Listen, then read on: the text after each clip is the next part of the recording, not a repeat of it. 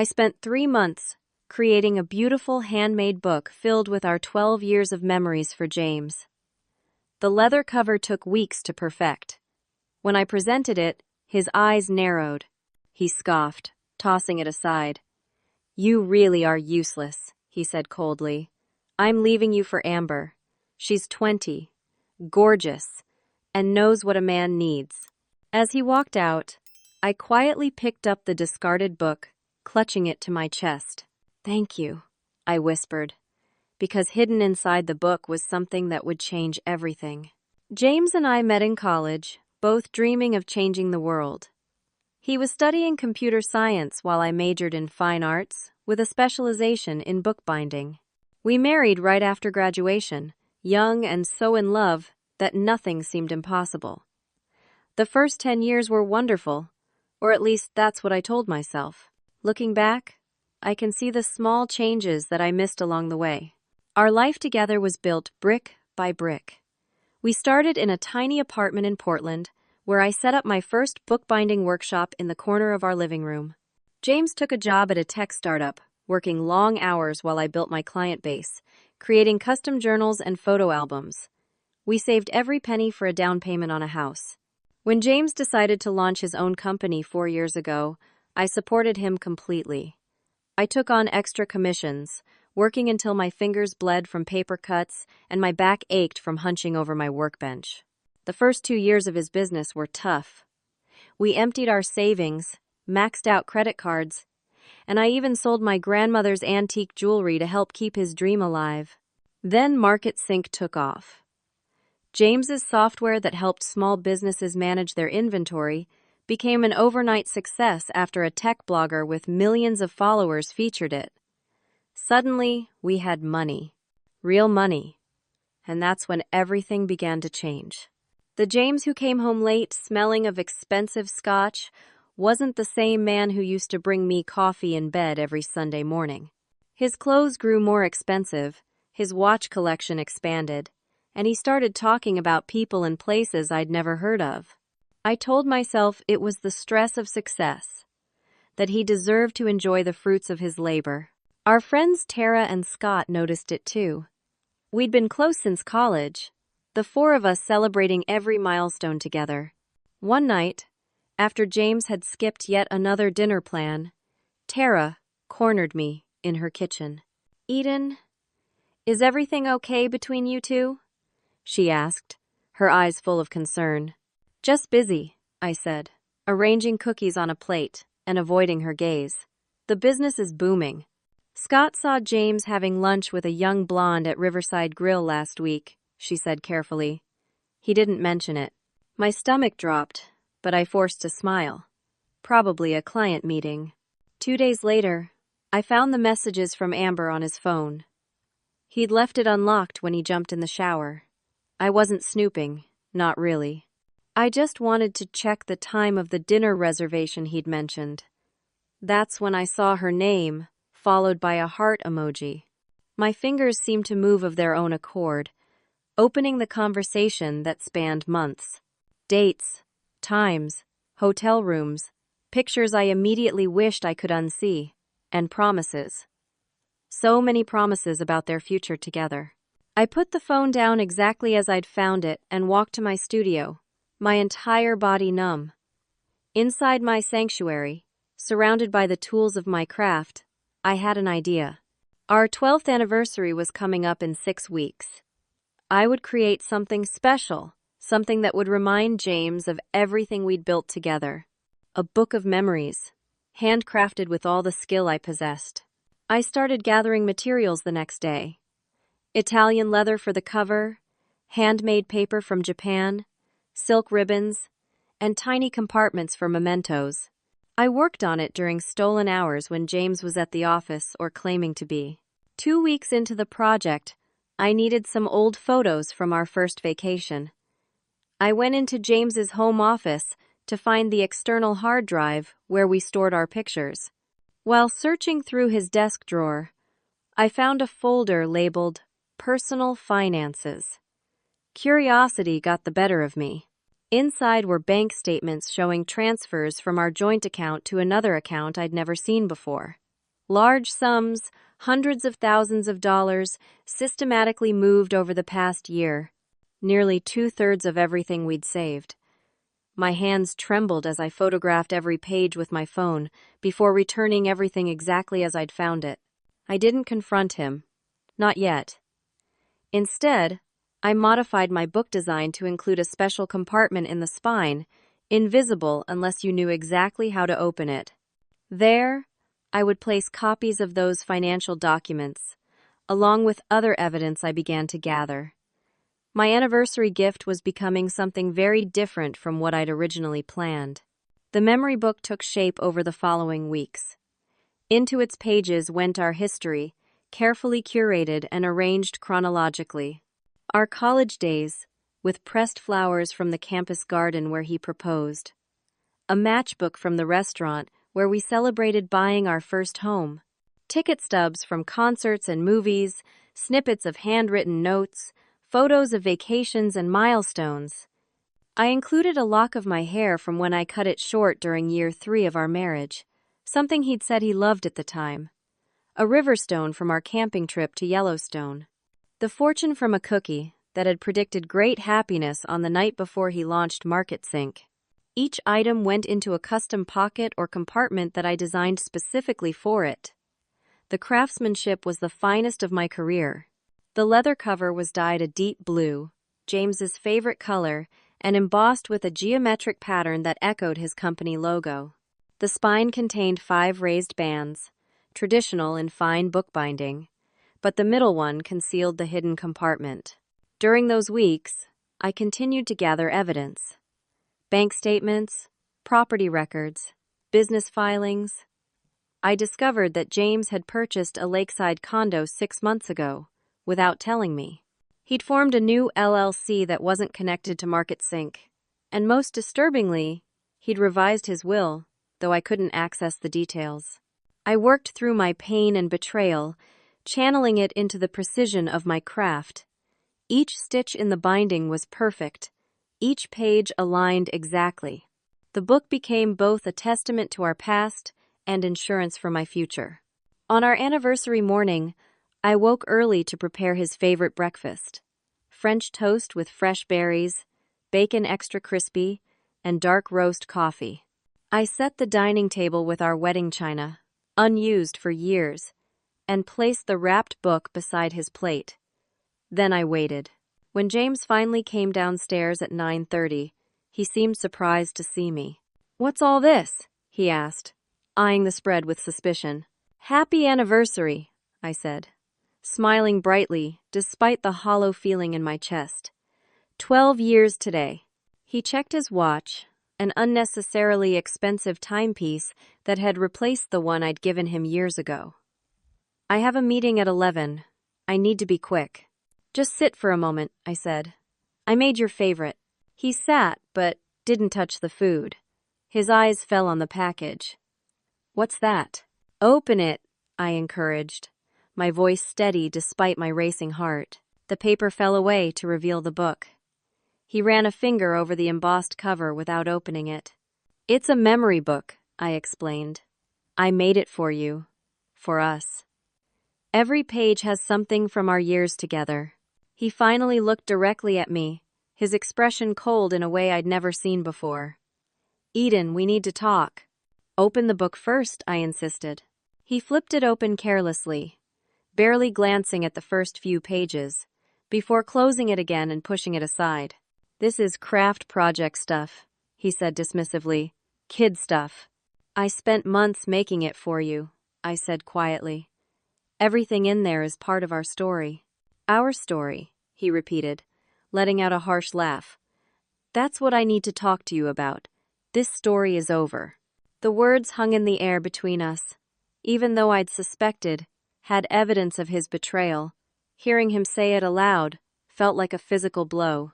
"I've met someone else," he continued, pulling out his phone and sliding it across the table to show me a photo.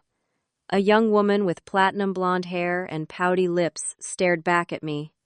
"This is Amber. She's 20. She's my executive assistant at MarketSync." "Your assistant," I repeated numbly. "For now," he said with a smirk. But she'll be running her own division soon. She's brilliant, Eden, and she understands my world in ways you never could with your little arts and crafts business. My bookbinding is not arts and crafts, I said, feeling a flash of anger through the shock.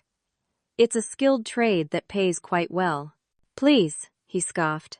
You make what, $60,000 in a good year? I made that much last week. He stood up, straightening his designer jacket. I've filed for divorce. The papers should be delivered this afternoon. Don't worry about finding somewhere to stay immediately. I'll be moving to the lake condo with Amber.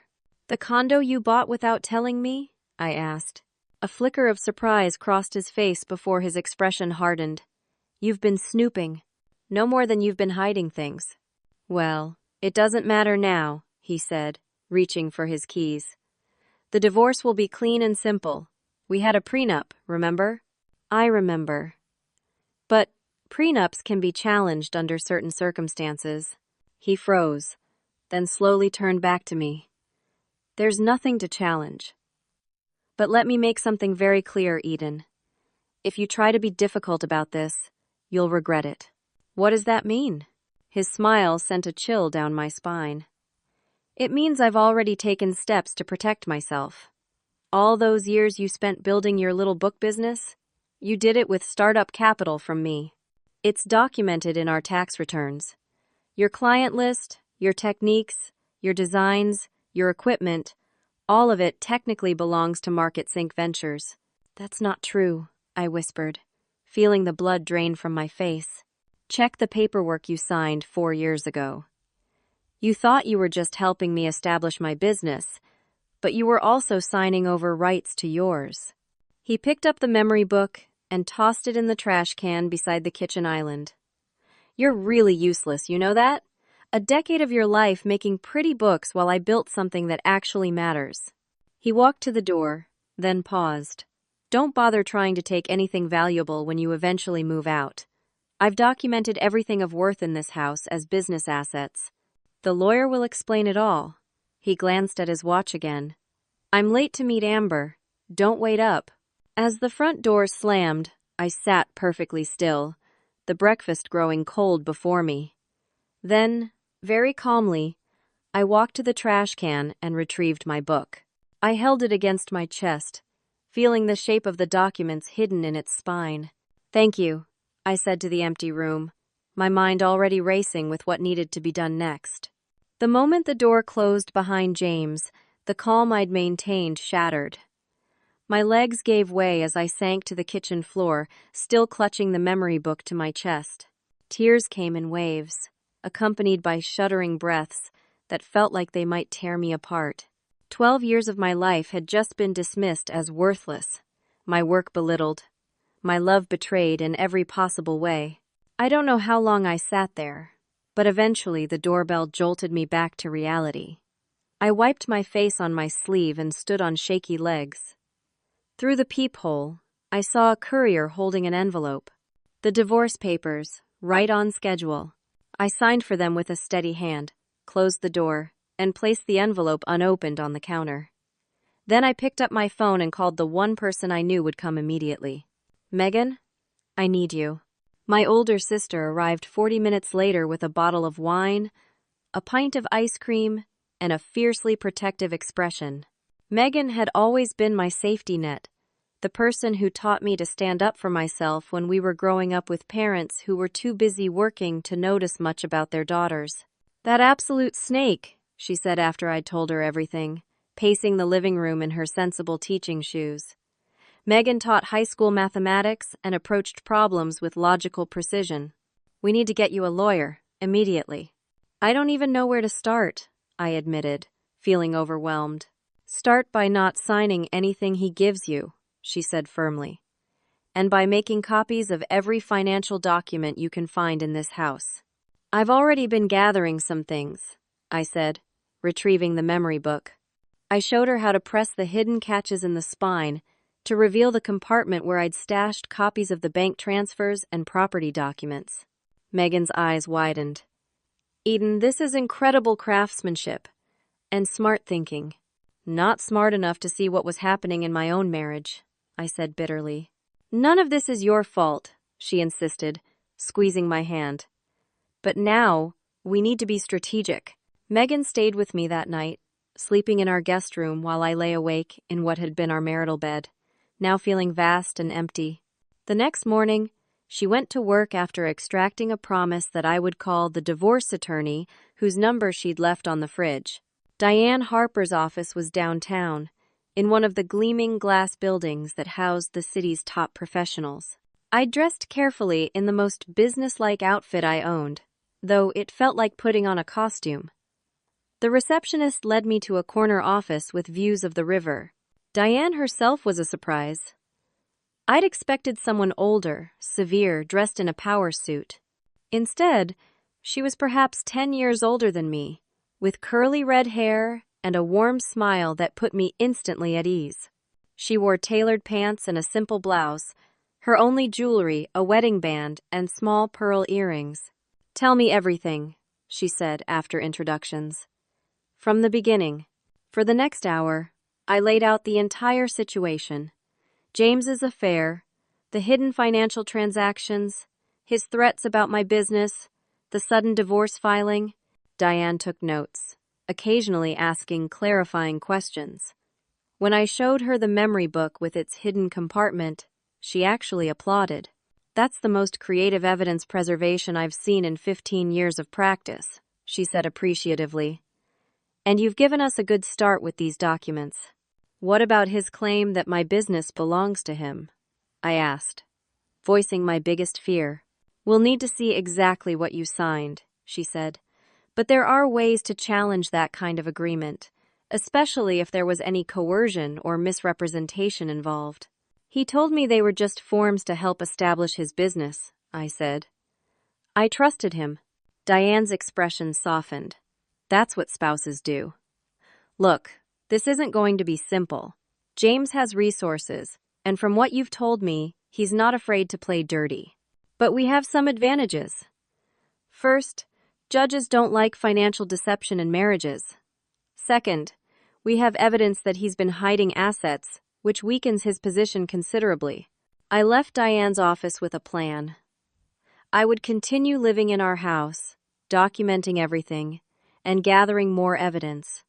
I would not sign the divorce papers James had sent, and I would need to prepare for things to get worse before they got better. Back at home, I went through the motions of normal life while feeling anything but normal. I contacted clients, worked on commissions, and pretended that my world wasn't collapsing around me. James didn't come home that night, or the next, which was both a relief and a new kind of pain. 3 days after our confrontation, I received a text from an unknown number. "This is Amber. We should talk." My heart raced as I stared at the message. Was this a trap? James trying to get me to say something he could use against me? I showed the text to Megan when she came over that evening. "Ignore it," she advised. "Nothing good can come from engaging with her." I followed her advice, but the next day, another text arrived from the same number. "I know what James is doing to you. I can help." Again, I didn't respond. I forwarded the messages to Diane, who agreed that caution was best. "If she has something to say, let her come forward properly through legal channels," my lawyer advised. That weekend, I decided to visit James's mother, Patricia. We had always gotten along well, and I wanted to know if she was aware of what was happening. The James family lived in a stately home in the suburbs, old money that James had always found simultaneously embarrassing and useful. Patricia welcomed me with genuine warmth, ushering me into her sunroom where tea was already set out. "I wondered when you would come," she said, pouring for both of us. James told us about the divorce, but his version left much to be desired in terms of honesty. "You know he's lying?" I asked, surprised. Patricia's smile was sad. "My dear, I've known my son was lying since he told me he'd never stolen cookies from the jar at age 4, with chocolate smeared across his face. He's always been charming and clever, but transparency has never been his strong suit." She reached for my hand across the table. "Now tell me what's really happening." I told her everything, including the affair with Amber and the financial deceptions. Patricia listened without interruption, her expression growing increasingly troubled. "I'm so sorry, Eden," she said when I'd finished. "I had no idea it had gone this far." "Do you know about Amber?" I asked. "Have you met her?" Patricia's lips thinned. "Not officially, but I've heard rumors about her father." "Her father?" "Gregory Wilson. He's the founder of Summit Ventures." The name hit me like a thunderbolt. Summit Ventures was the investment firm that had provided the bulk of the capital for MarketSync's expansion last year.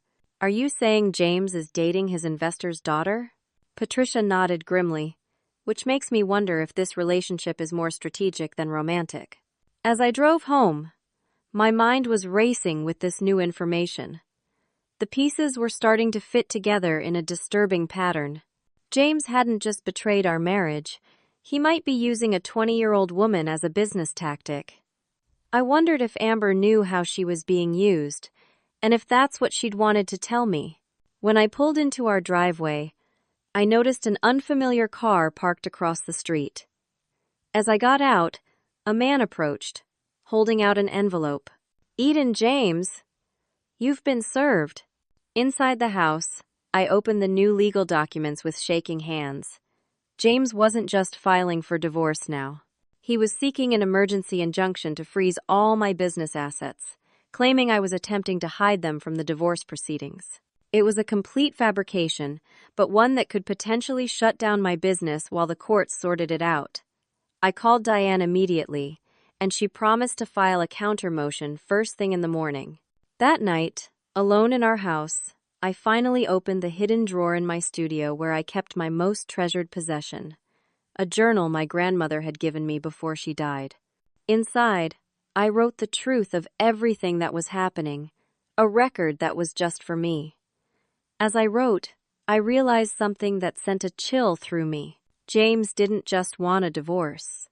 He wanted to destroy me completely. And I had no idea why. The following Tuesday, I returned from meeting a client to find 3 moving trucks parked in front of our house and men in uniforms carrying out furniture. For a moment, I sat frozen in my car, watching in disbelief as a leather sofa that we'd bought to celebrate. James's first big contract was loaded into the largest truck. I scrambled out of my car and ran up the driveway. "Stop! What are you doing? Who authorized this?" A man with a clipboard approached me. "Are you Mrs. James?" "We have authorization from Mr. James to clear the house today." "He can't do that," I said, my voice rising. "This is my home too. You need to leave immediately." "Ma'am, we have signed documentation," he said, showing me a form with what looked like my signature at the bottom. A forgery, and not even a particularly good one. "That is not my signature," I said, pulling out my phone. "I'm calling the police." "That won't be necessary." James's voice came from behind me. I turned to see him walking up the driveway, dressed impeccably in a suit I'd never seen before. Beside him was a young woman who could only be Amber, even prettier in person than in her photos, wearing a sundress that probably cost more than all the clothes in my closet combined. "You're supposed to be at your bookbinding workshop today," James said, frowning. "That's why we scheduled the movers now." "You're tracking my calendar?" I asked, incredulous. He shrugged. "It's synced to mine. Always has been." I turned to the mover. "Please stop removing things from my house. My husband does not have sole authority to clear our marital home during divorce proceedings." The mover looked uncertainly between us. James stepped forward, lowering his voice. "Perhaps we should discuss this privately." I stood my ground. "There's nothing to discuss. You can't just take everything." "Actually, I can," he said, his voice hardening. "Check the paperwork Diane Harper should have reviewed with you by now. The house and everything in it are business assets, purchased with MarketSync funds." "That's not true, and you know it," I hissed. "We bought this house before MarketSync even existed." "The down payment? Yes. But the mortgage has been paid by the company for years. It's all documented." He gestured to the movers. "Continue, please." Any resistance should be noted for the court. The men hesitantly resumed their work. I felt utterly helpless watching our life being packed away. Amber stood awkwardly to the side, examining her manicured nails and occasionally glancing at me with what almost looked like guilt. "Where is all this going?" I asked James. "To storage, for now. Once the divorce is finalized, I'll decide what to keep." "And what am I supposed to do? Live in an empty house?" "We've left your studio untouched," he said magnanimously. "And your bedroom furniture. For now, though technically, even your bookbinding equipment belongs to me." The casual cruelty of it stunned me. This was the man who had once held me through the night when I received news of my grandmother's death, who had championed my decision to pursue bookbinding professionally when others called it an impractical dream, who had vowed to love and cherish me through better or worse. "Why are you doing this?" I asked, my voice barely a whisper. "If you want a divorce, fine. But why try to destroy me in the process?" Something flickered in his eyes, quickly masked. "This isn't personal, Eden. It's business. 12 years of marriage is just business to you? 12 years of watching you play with paper and glue while I built something meaningful?" he snapped. "Do you know what Amber accomplished in just 6 months at MarketSync? She developed an algorithm that increased our customer retention by 40%. What have you ever done that compares to that?" Amber shifted uncomfortably. "James, maybe we should go. Let the movers finish." He checked his watch and nodded. "You're right. We have that dinner with your father." As they turned to leave, I found my voice again.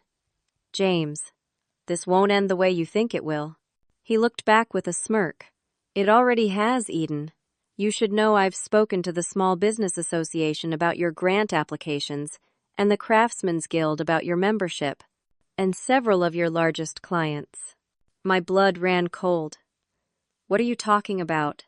"Let's just say I've made sure people understand the situation. Your business depended on my goodwill more than you realized." He took Amber's arm.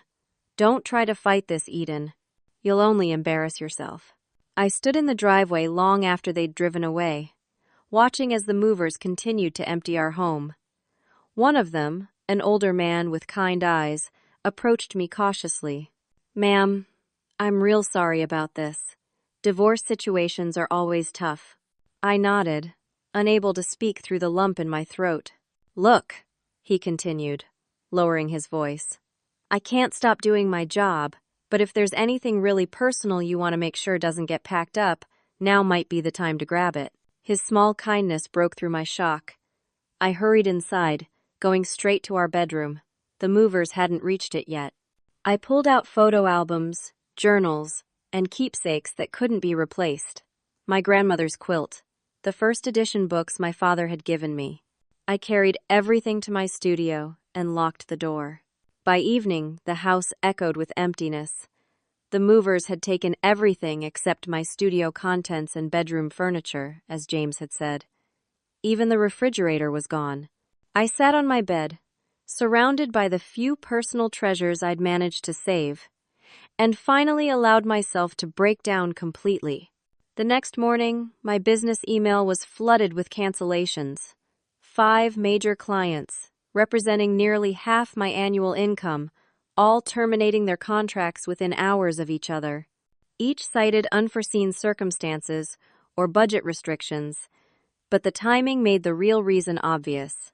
I forwarded everything to Diane, who promised to add it to our growing case file.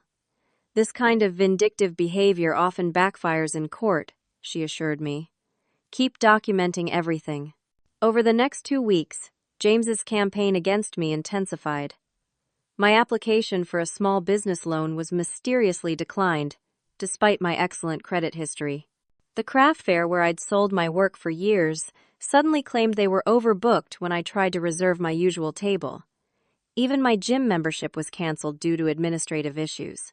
I began to understand the true extent of James's influence in our community.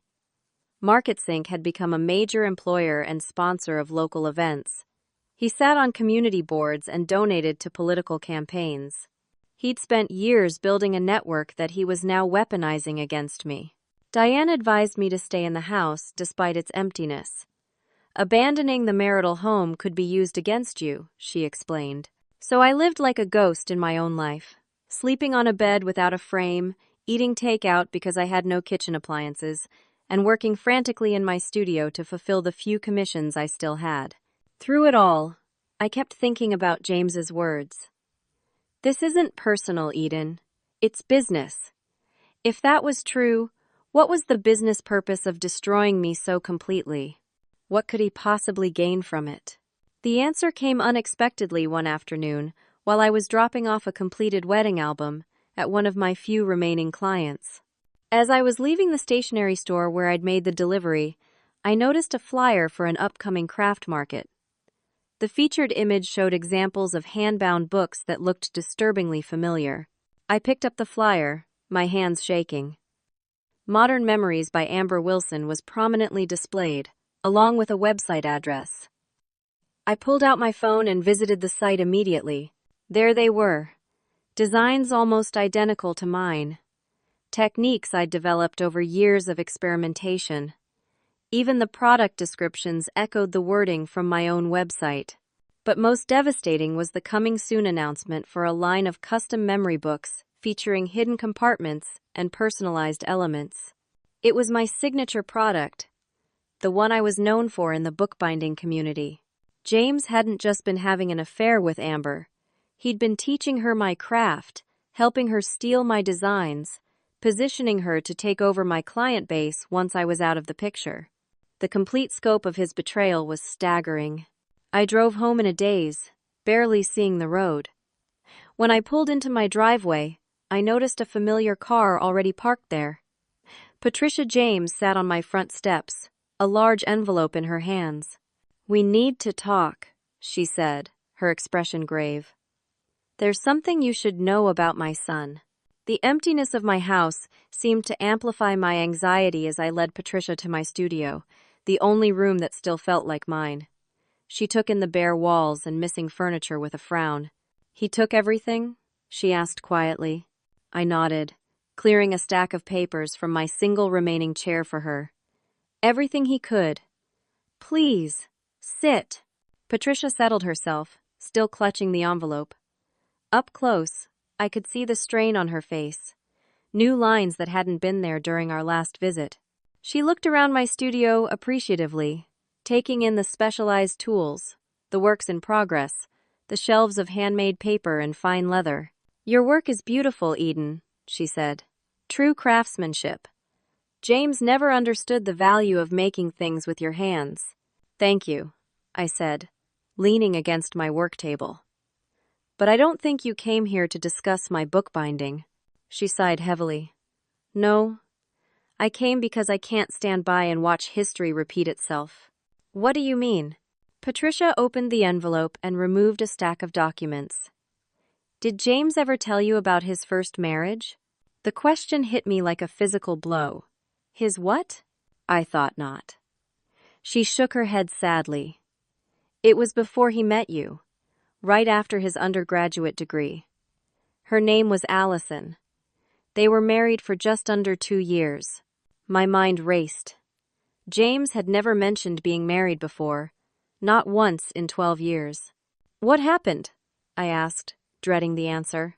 "The official story was that they grew apart, wanted different things," Patricia said. The truth was much uglier. Allison was a talented software developer. They met in the computer science department. She had created a promising app during her senior year, and after they married, James convinced her to develop it further. The parallels to my situation sent a chill down my spine. "Let me guess," I said bitterly. "He had her sign paperwork she didn't fully understand, claimed her work as his own." Patricia nodded. When the app started gaining traction, he filed for divorce and claimed full ownership of the intellectual property. She had signed everything over to a company he had formed, thinking they were building something together. What happened to her? She fought it for a while. But James was ruthless. He threatened to expose personal details about her family, ruined her reputation in the tech community. Eventually, she gave up, signed his settlement, and moved across the country. Last I heard, she was teaching high school computer science in Arizona. I sank onto a stool, my legs suddenly unsteady. Why are you telling me this now? Because I stayed silent last time, Patricia said, her voice thick with regret. I told myself it wasn't my place to interfere, that James was young and making mistakes. But then he met you, and you were so good for him. I thought he had changed. She handed me the documents. These are copies of court filings from James's divorce from Allison. I've kept them all these years, though he doesn't know that. There's also financial information about MarketSync that might help your case. James keeps his father and me on the books as minority shareholders, mostly for tax purposes. It gives me access to certain records. I leafed through the papers, stunned by the gift she was giving me. Patricia, this could put you at odds with your own son. She met my gaze steadily. My son stopped being the boy I raised a long time ago. I don't know if it was the money or the power, or if this coldness was always inside him, but I can't be complicit again. As Patricia left, promising to stay in touch, I felt simultaneously overwhelmed and energized. I had new evidence, a clearer understanding of what I was facing, but also the knowledge that James had done this before. He had practiced this particular form of betrayal. I called Diane immediately and arranged to bring her the documents first thing the next morning. Then I contacted Megan, who came over with pizza and a portable electric kettle, small comforts in my increasingly barren life. "This is unreal," she said after I'd told her everything. "How can he possibly think he'll get away with it?" "Because he did before," I said, picking at my pizza slice. "He's refined his technique." Megan's eyes flashed with anger. "Well, he hasn't dealt with the James sisters before." Despite everything, that made me smile. Megan had always been my fiercest defender, from playground bullies to college boyfriends who didn't treat me well. "I'm losing clients left and right," I admitted. "At this rate, I won't be able to pay Diane much longer, let alone keep the utilities on here." "What about your Craftsman's Guild connection? The one who got you that big university library contract last year?" "Sam? I considered it. James mentioned the guild specifically. I'm afraid he's gotten to them too." "Call Sam anyway," Megan insisted. "The worst he can say is no." The next morning, I did just that. Sam Williams had been my mentor when I was first learning bookbinding, and had later championed my work to the Craftsman's Guild. When he answered, his normally booming voice was subdued. "Eden, I was going to call you." "Let me guess," I said resignedly. "You heard some concerns about working with me?" A pause. "Your husband reached out to several guild members, made some concerning allegations, none of which are true," I said firmly. "I figured as much," Sam replied, his voice warming slightly. "Look, I can't speak officially for the guild right now. Politics? But unofficially, I've got a restoration project that needs your touch. An 1,850 seconds family Bible with a broken spine and water damage. Pays well, cash." Relief flooded through me. "Sam, thank you. I can't tell you what that means right now. Don't thank me yet. It's a beast of a job, but I know you can handle it." That afternoon, I visited a different bank from the one James and I had used, and opened a new account in my name only. I deposited Sam's project advance and felt a small spark of independence reignite. It wasn't much, but it was a start. As I left the bank, my phone buzzed with a text from an unknown number. "Coffee? Today at 3? Pearl District Cafe. Important information for you. Come alone." No signature, but I had a strong suspicion who it was from. I debated ignoring it, remembering Megan's advice about Amber's earlier texts. But circumstances had changed. I needed all the information I could get. I replied with a simple okay and redirected my route to the Pearl District. The cafe was busy with the afternoon crowd when I arrived. I scanned the tables and spotted her immediately. Amber sat in a corner booth, a baseball cap pulled low over her platinum blonde hair, sunglasses hiding her eyes despite being indoors. A poor attempt at disguise. I ordered a coffee at the counter before joining her, needing the few extra moments to compose myself. When I slid into the booth across from her, she startled visibly. "You came," she said, removing her sunglasses. Up close, she looked younger than 20, her eyes wide and nervous. "You said you had important information," I replied evenly. "I'm listening." Amber glanced around before leaning forward. "James doesn't know I'm here. He would be furious." "Why are you here, Amber? Last I saw, you two seemed quite content, emptying my house together." She flinched. "I didn't know about that until we were already there. I swear." I took a sip of my coffee, studying her. Despite everything, I didn't sense malice from her, just a youthful nervousness and perhaps genuine regret. "What didn't you know about?" I asked. "The affair? The divorce? The systematic destruction of my business?" "All of it," she whispered. "Well, most of it. At first, I just thought.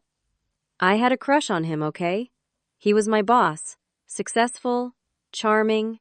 When he started paying attention to me, I was flattered." "And your father? The investor? Was that just a coincidence?" Her eyes widened. "How did you know about that?" "I've been doing my research," I said. "Just like James has." Amber toyed with her coffee cup. "Dad introduced me to James at a company event last year. Suggested I apply for the executive assistant position. I thought it was because I had the right skills. I have a business degree from UCLA. But now you think differently?" She nodded miserably. "A month ago, I overheard James on the phone with my father. They were discussing the next round of funding, and James said something about cementing the family connection. That's when I realized our relationship might have been strategic from his perspective." "And the bookbinding? The designs you're copying from my business?" A flush crept up her cheeks. "He said you were retiring, that you'd agreed to let me carry on the business as part of the divorce settlement. I should have verified that with you directly. I'm sorry." "You're launching a business based entirely on stolen designs," I said, unable to keep the edge from my voice. "Sorry doesn't quite cover it." "I know," she said, her eyes filling with tears. "That's why I'm here. I want to make it right. I've been taking notes, saving emails. Things James has said about his plans for you, for me, for the business. I think I'm just another asset to him, like you were." She reached into her bag and pulled out a small USB drive. "Everything I have is on here. Conversations I recorded. Emails I wasn't supposed to see. A copy of the agreement he wants me to sign for our partnership that basically gives him ownership of everything I create." I stared at the tiny device she was sliding across the table. "Why would you help me? You barely know me." "Because I saw what he did to you," she said simply. "And I realized he'll do the same to me eventually. Maybe not today or tomorrow, but someday when I'm no longer useful." I picked up the USB drive, turning it over in my fingers. "This could be a trap. Something James put you up to." "It's not," she insisted. "Check it yourself. I have to go now. He tracks my phone location." As she stood to leave, I called after her. "Amber, be careful." She gave me a sad smile. "You too, Eden." That evening, I drove to Megan's apartment to use her computer, unwilling to risk connecting the USB to any device in my house that James might have access to. We huddled together on her sofa as the files loaded. "Oh my God," Megan breathed as we scrolled through document after document. There it all was. Emails between James and his lawyer discussing ways to claim ownership of my business. Messages to clients warning them about quality concerns with my work. A detailed plan to launch Amber's competing business using my techniques, timed to coincide with my financial collapse. But most damning was a spreadsheet labeled Exit Strategy. It detailed the systematic transfer of our joint assets to accounts in James's name alone, dating back 18 months. The plan had been in motion long before I discovered Amber's existence.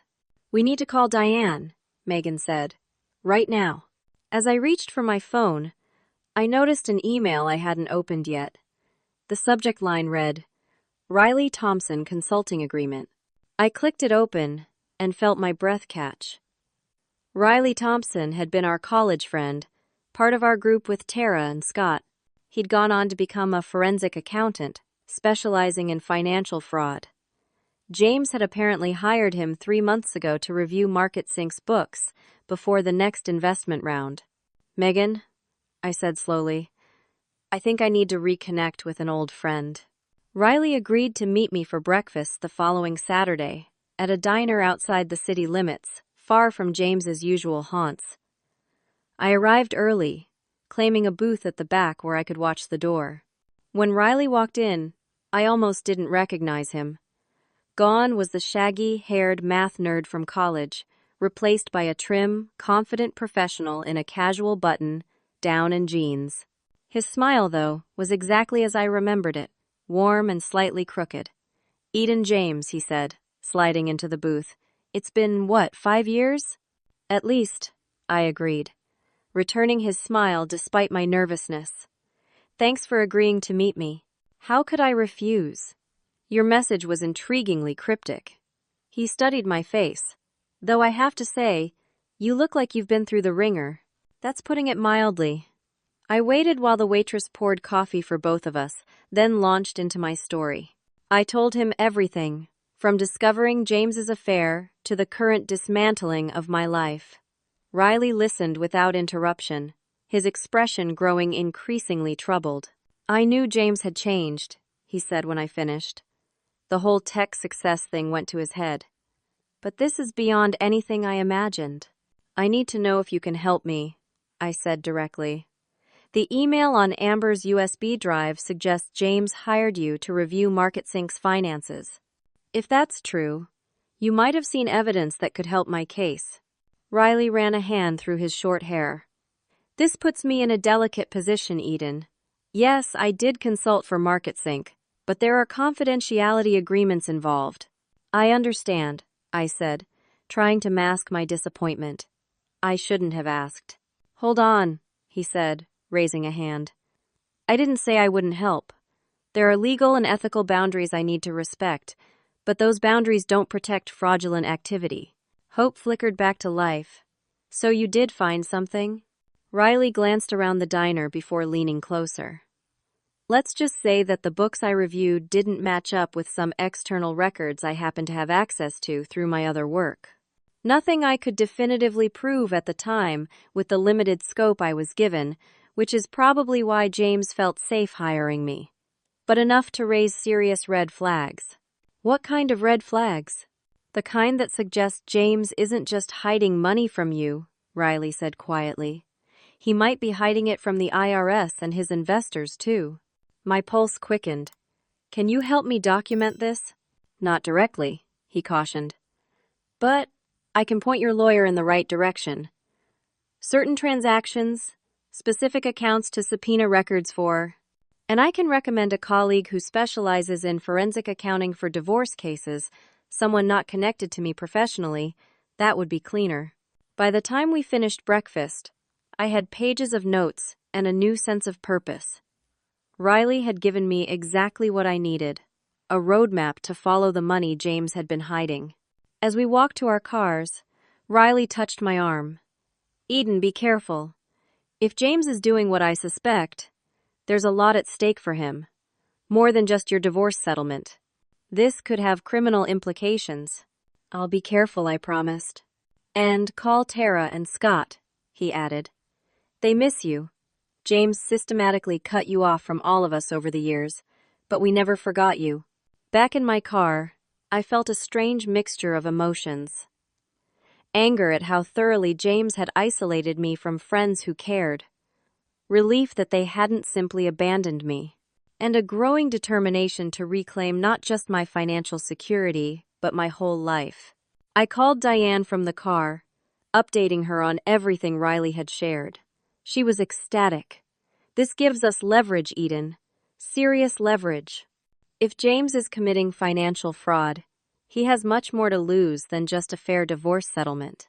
What's our next move?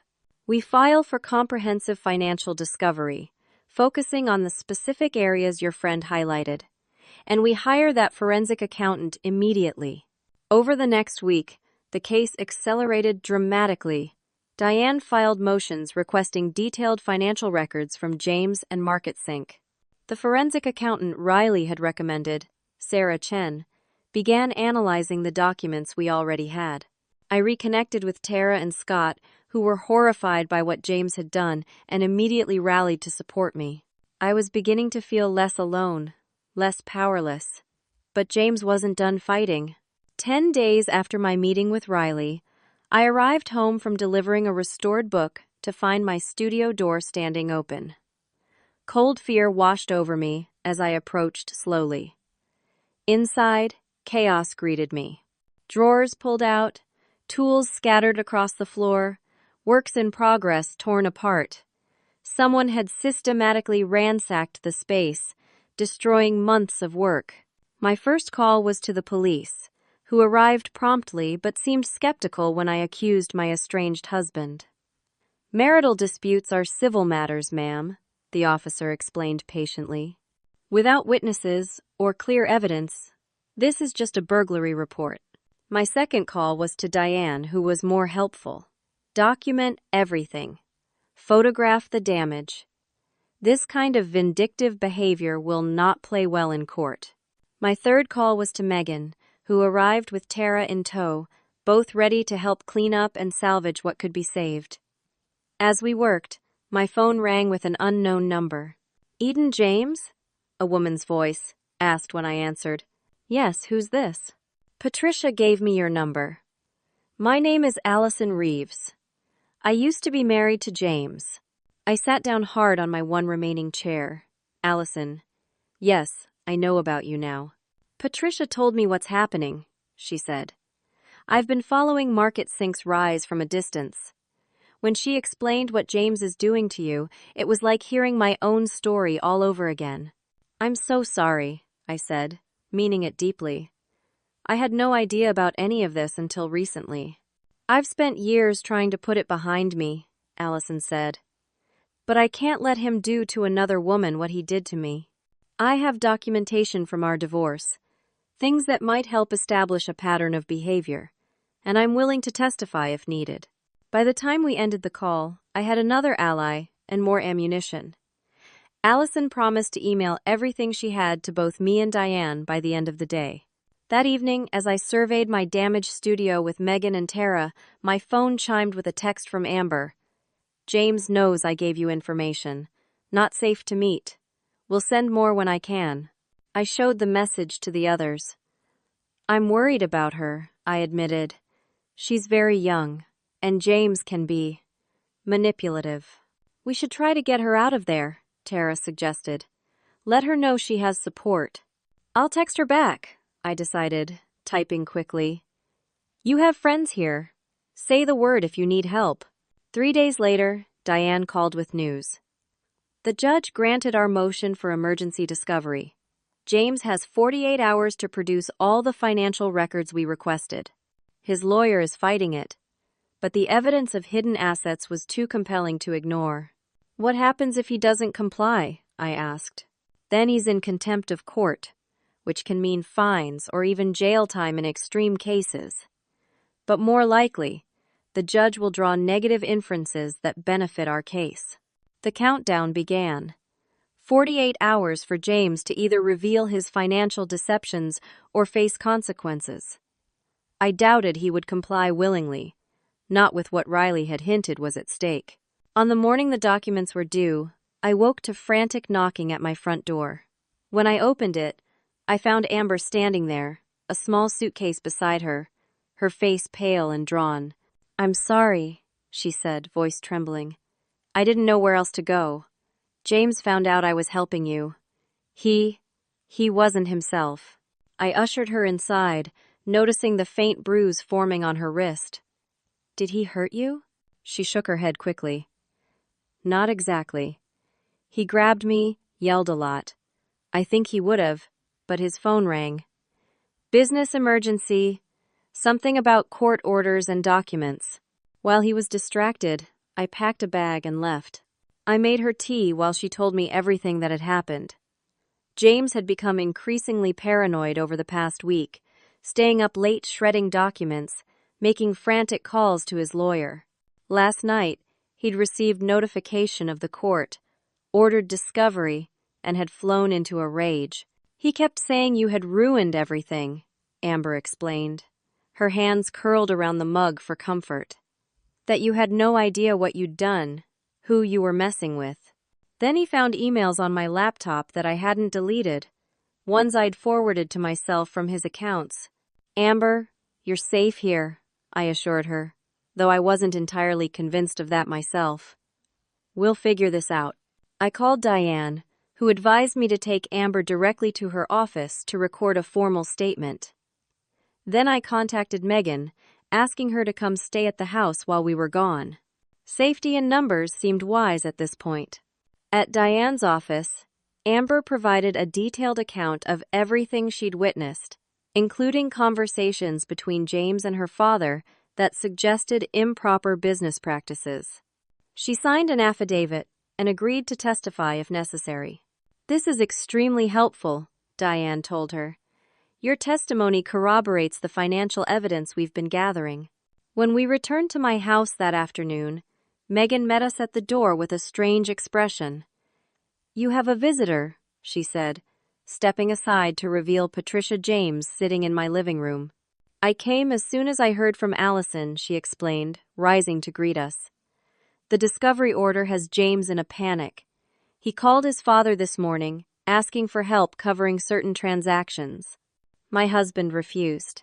Thank you for telling us, I said, making introductions between her and Amber, who seemed shocked to meet James's mother under these circumstances. There's more, Patricia continued gravely. I believe James may try something desperate. He was talking about leaving the country, mentioned flights to countries without extradition treaties. The implications hit me like a physical blow. If James fled, he could take millions with him, leaving nothing for the courts to award me, nothing for investors to recover if fraud was proven. Everything I'd been fighting for would be lost. We need to notify the court immediately, I said, reaching for my phone. Before I could dial, headlights swept across the front window as a car pulled into my driveway at high speed. We all froze, listening to a car door slam and heavy footsteps approaching. The front door burst open without a knock. James stood in the doorway, his normally immaculate appearance disheveled, his eyes wild with fury. When his gaze landed on the group of us, he faltered momentarily. Mother? He said in disbelief, before his eyes hardened again. What the hell is this?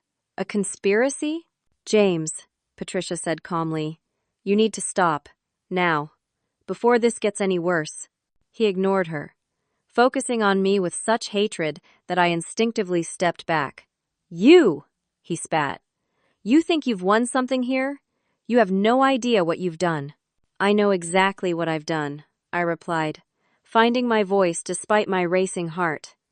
I've protected myself from someone who tried to destroy me for his own gain, just like you did to Allison before me. The mention of his first wife's name visibly rattled him. You've been busy, he said, his voice dangerously quiet, digging into my past, turning my own mother against me, stealing my assistant. His gaze slid to Amber, who shrank back. Why are you here, James? I asked, trying to keep him talking, while Megan silently moved toward her phone on the counter. I came for what's mine, he said, stepping further into the house. The memory book. I know what you hid in it now. Copies of my financial records, evidence you've been collecting. Hand it over, and maybe I'll consider not pursuing criminal charges for corporate espionage. I almost laughed at the absurdity of his threat. Everything in that book was legally obtained, and it's all been shared with my lawyer and the court. Taking it now would accomplish nothing. Give me the book, Eden, he demanded, taking another step forward. It's not here, I said truthfully. The memory book was safely stored in Diane's office, its contents duplicated and distributed to multiple secure locations. And the court already has the financial discovery order in place. It's over, James. For a moment, I thought he might lunge at me. But then, unexpectedly, his face relaxed into an eerie smile. You know what? Keep your evidence. It's too late anyway. By this time tomorrow, I'll be on a private jet to a location even your clever little team won't be able to trace. And the offshore accounts? They're already emptied, so enjoy your moral victory while I enjoy your money. He turned to leave, but found his path blocked. Riley stood in the doorway with 2 police officers behind him. James Everett, one officer said formally. We have a warrant for your arrest on charges of wire fraud, tax evasion, and attempted flight to avoid prosecution. As the officers handcuffed a stunned James, Riley stepped into the house. I called in some favors with the Financial Crimes Division after Eden told me what Patricia said, he explained. They've been building a case against MarketSync for months, based on some of the anomalies I flagged during my consultation. Your divorce case just accelerated their timeline. We watched in silence as James was led to the police car. Before they placed him in the back seat, he turned to look at me one last time. His expression wasn't anger anymore, but something closer to bewilderment, as if he couldn't comprehend how his carefully constructed world had collapsed so completely. As the police car pulled away, I felt a strange sense of unreality. Had we actually won?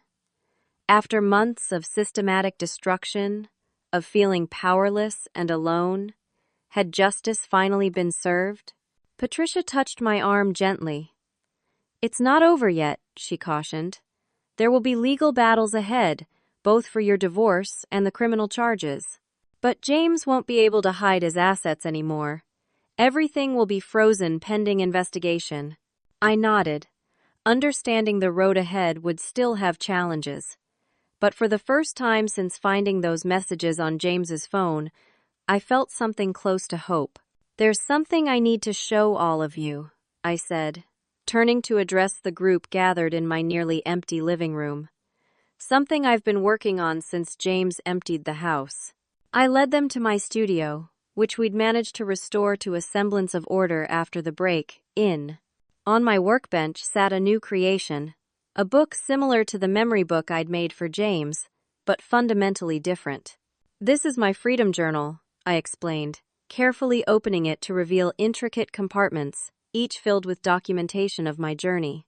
Instead of mementos of a marriage built on lies, it contains evidence of my path to independence. Every legal victory, every friend who helped me stand up again, every step toward rebuilding what was taken from me. As they gathered around to examine it, I felt a sense of completion. The book wasn't just evidence, it was a transformation of my pain into something beautiful and meaningful. A testament to survival and strength. I think I'll need to add one more page, I said, looking at the faces of those who had helped me reclaim my life. For today. 6 months later, I stood in the doorway of my new studio, savoring the early morning light streaming through large windows that overlooked a small courtyard garden. The space was twice the size of my old workshop, with custom shelving, ample storage, and a consultation area where clients could sit comfortably while discussing their projects. The divorce had been finalized 2 months ago, with the judge ruling heavily in my favor given the overwhelming evidence of James's financial deception. I received the house, which I promptly sold, substantial compensation for the business interference, and a percentage of the recovered assets from James's hidden accounts. The criminal case was still proceeding, with James facing serious charges and the possibility of significant prison time. MarketSync had been placed under new management, with Patricia and the board of directors working to salvage what they could of the legitimate business. Amber had provided crucial testimony about both the personal and professional misconduct she'd witnessed, earning herself immunity from any potential charges related to the financial fraud. She'd enrolled in a different college program, this time studying environmental science, her true passion she'd abandoned to please her father. I ran my hand along the smooth surface of my main workbench, custom, built to my specifications. After years of adapting to whatever space I could afford, it felt surreal to have a studio designed exactly for my needs. The gleaming tools hung in perfect order on the wall, many of them new replacements for what had been damaged or destroyed. A chime from the outer door announced my first visitor of the day. Diane entered, looking more casual than I'd ever seen her, in jeans and a sweater rather than her usual courtroom attire. "It's gorgeous," she said, taking in the space with appreciation. "Absolutely perfect for your new venture." "I still can't believe it's real sometimes," I admitted. "From nearly losing everything to this." Diane smiled. "You earned it, Eden. Not just through what you endured, but through your resilience and strategic thinking. Most clients in your situation would have crumbled under half the pressure James applied." I led her to the consultation area, where tea was already set up. As we settled into the comfortable chairs, Diane placed a folder on the table between us. "The final settlement papers, as promised. Everything's been transferred to your accounts. The house sale closed yesterday. You are officially free and clear." I took a deep breath, feeling the weight of the past year finally lifting completely. "And there's no chance James can challenge any of this later, even after the criminal case?" "None," Diane assured me. "The civil settlement is entirely separate from the criminal proceedings. Even if by some miracle he avoided jail time, which is highly unlikely given the evidence, he has no legal grounds to revisit the divorce settlement." We spent the next hour discussing the final details and my plans for the future. Diane had become more than just my lawyer over the past year. She was now a friend and occasional client, having commissioned a custom journal for her daughter's graduation. After she left, I moved to my workbench where my current project awaited. It was a special commission for the university library, not just a restoration this time, but a custom protective case for their rarest manuscript. The design incorporated some of the security features I'd developed for my own memory book, refined and elevated into something even more sophisticated. The bell chimed again around noon. This time it was Megan, bringing lunch and excited chatter about the community bookbinding workshop I'd be teaching at her school next week. We ate at the small table in the kitchenette area of the studio, sunshine warming our shoulders through the windows. "I got a strange email yesterday," Megan mentioned casually as she finished her sandwich, "from someone at Summit Ventures. Apparently, they're launching a foundation to support women entrepreneurs in traditional crafts. They want to feature your work in their first exhibition." I raised an eyebrow. "Summit Ventures? As in Gregory Wilson's company?" "The very same," Megan confirmed. "Amber's father. Word is he's trying to distance himself from the Market Sync scandal by supporting ethical business practices." "Ironic," I murmured, though without the bitterness that would have colored such an observation a few months ago. Time and justice had softened the sharper edges of my pain. "Will you do it?" Megan asked. I considered it briefly. "I might. It would be good exposure for the new business line." The new business line she referred to was perhaps the most unexpected outcome of my ordeal. The security features I developed for my memory book, born of necessity during the darkest period of my life, had become the foundation for a unique product line. Handcrafted books with sophisticated hidden compartments, designed to protect valuable documents, family heirlooms, or personal secrets. I'd named the line Sanctuary Bindings, and word of mouth had already created a waiting list of clients. Lawyers wanted them for sensitive client documents. Families commissioned them to safeguard heirloom jewelry and letters. Even a few security consultants had reached out about potential corporate applications. After Megan left, I spent the afternoon working steadily on the university project, losing myself in the precision and focus required. The meditative quality of bookbinding had always been its greatest gift to me, the way it required absolute presence. Now, without the shadow of James's betrayal hanging over me, I found even deeper satisfaction in the work. As evening approached, I carefully covered the project and cleaned my tools. Today was special, the official opening celebration for my new studio and business. Nothing elaborate, just a small gathering of the people who had helped me through the past year. Tara arrived first, bearing a bottle of champagne and a small wrapped package. House warming gift, she explained, placing it on the center table. Scott followed shortly after with a platter of appetizers from their restaurant. Riley came with Sarah Chen, the forensic accountant who had become a close friend during the case. Patricia arrived with a stunning arrangement of flowers for the consultation area. Even Allison made the trip from Arizona, our shared experience with James having forged an unexpected bond between us. She'd rebuilt her life too, founding a nonprofit that taught coding skills to young women, turning her painful past into something that helped others. As our small gathering enjoyed food and conversation, I felt a profound sense of gratitude, not just for the material outcome of my fight, but for the community that had formed around me. James had systematically isolated me during our marriage, but in fighting to free myself from him, I'd created connections more genuine than anything I'd known before. When it was time for toasts, Riley raised his glass first. To Eden, who reminds us that true strength isn't about never falling, but about how you rise again. Patricia was next, to second chances and fresh starts, and to the wisdom to recognize our true worth. Megan's eyes were suspiciously bright as she lifted her glass. To my sister, the strongest person I know, you didn't just survive, Eden, you transformed. Later, as the party wound down, I found myself alone with Allison for a moment near my workbench. She picked up a bone folder, turning the smooth tool in her hands thoughtfully. You know, she said quietly, for years I defined myself by what James took from me. My business, my confidence, my trust in my own judgment. It consumed me. I nodded, understanding completely. And now? She smiled, a genuine expression that reached her eyes.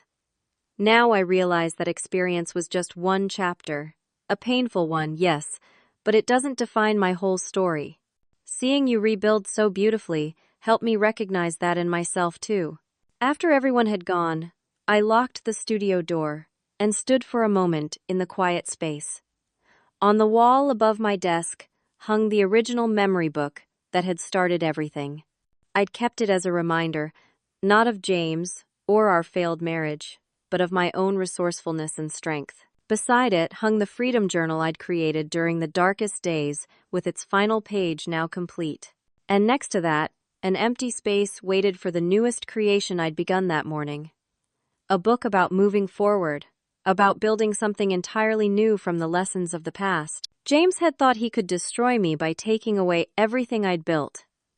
What he'd never understood was that my true value wasn't in our house or our bank accounts or even in my business. It was in my creativity, my resilience, and my capacity to transform raw materials into something beautiful and lasting, whether those materials were leather and paper or the broken pieces of my own life.